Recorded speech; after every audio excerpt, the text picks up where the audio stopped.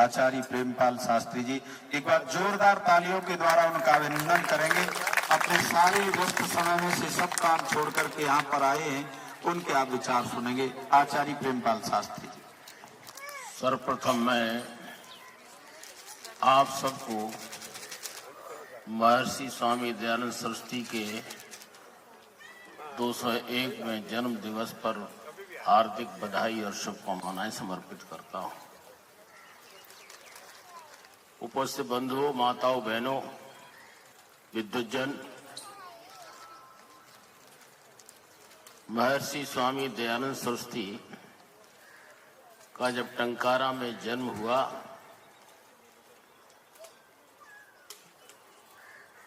ये पूरी मानव जाति के लिए वो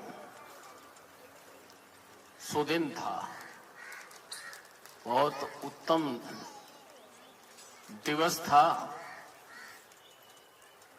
मूल शंकर के रूप में उन्होंने अपनी माता के जीवन को धन्य किया। बाल्यकाल की घटना आप सब अच्छी तरह से जानते हैं।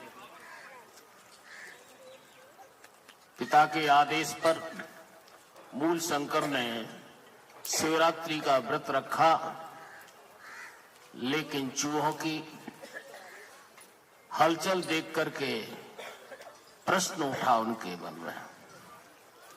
प्राय आपने देखा होगा बालक बहुत से सवाल दागते रहते हैं।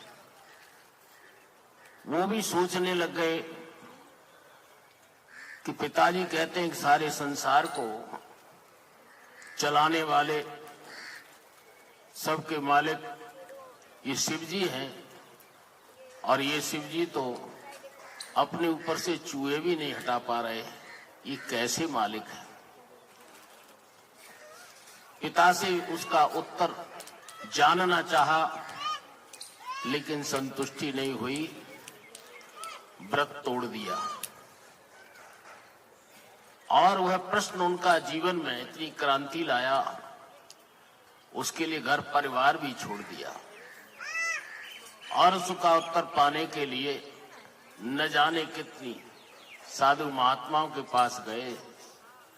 बहुत लंबी समय तक उन्होंने अपनी जिंदगी में संघर्ष किया, सत्य को खोजने के लिए, सच्चे शिव को पाने के लिए। अंतोगत्वा बहुत भ्रमण करने के बाद मथुरा के अंदर एक प्रज्ञाचक्षु गुरु के पास पहुंचे, और वहां उन्होंने कुछ राहत महसूस की। गुरु विद्यानंद आंखों से अंधे थे, लेकिन बहुत ही राष्ट्रभक्त, विद्वत्ता के साथ साथ उनके अंदर सच्चाई का उनको बोध था। इसलिए वो बहुत ही साधना युक्त जीवन जीते हुए भरपूर प्रयत्न कर रहे थे कि किसी तरह से मैं देश को कुछ अपनी ओर से दे जाऊं, लेकिन कोई योग्य शिष्य नहीं मिला था उनको। स्वामी दयानंद सरस्वती को पढ़ाकर तैयार करने के बाद उनको विश्वास हुआ कि ये मेरा शिष्य मेरा काम पूरा करेगा, विध्वंस कर देंगे। इसलिए आर्य विचारों से संसार सुरक्षित रह सकता है।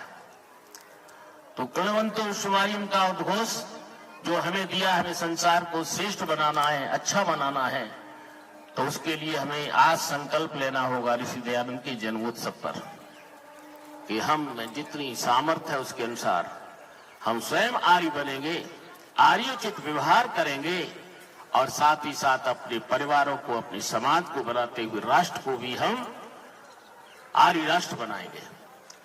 इस संकल्प के साथ हम जन्मोत्सव मनाएं।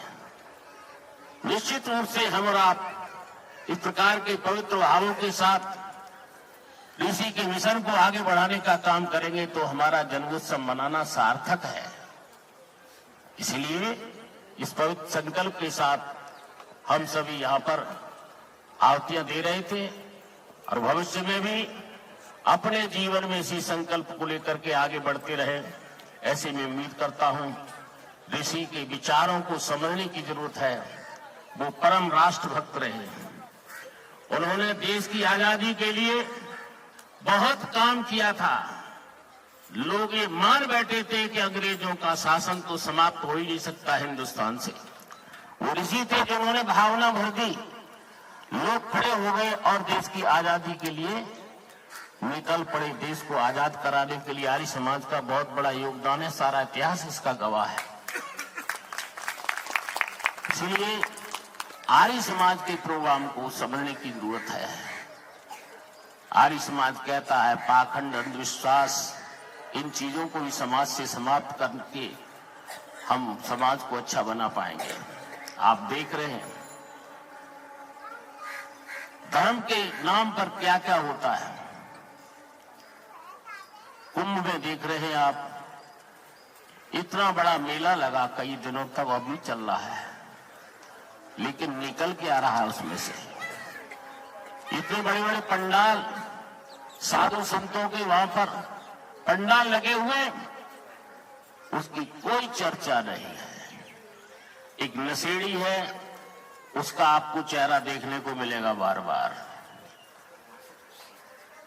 एक बेटी आई थी माला बेचने के लिए, कुछ पैसे कमाने के लिए, उसकी चर्चा कर बैठे, उसी की बखान, और साथ ही कुछ और एक दो की बातें। तो ये जो इस कार्यक्रम होते हैं जिनमें लाखों लोग आते हैं, लेकिन कोई भी देश के लिए प्रेरणा नहीं। आर्य समाज ये कहता है कि अपना क्यों समय, अपना धन क्यों बर्बाद करते हो, समझ के काम करो। कुछ तो देश में ऐसे हालात पैदा करने चाहिए हमें जिससे कि हमारा धन का, हमारी समय का सदुपयोग हो पाए।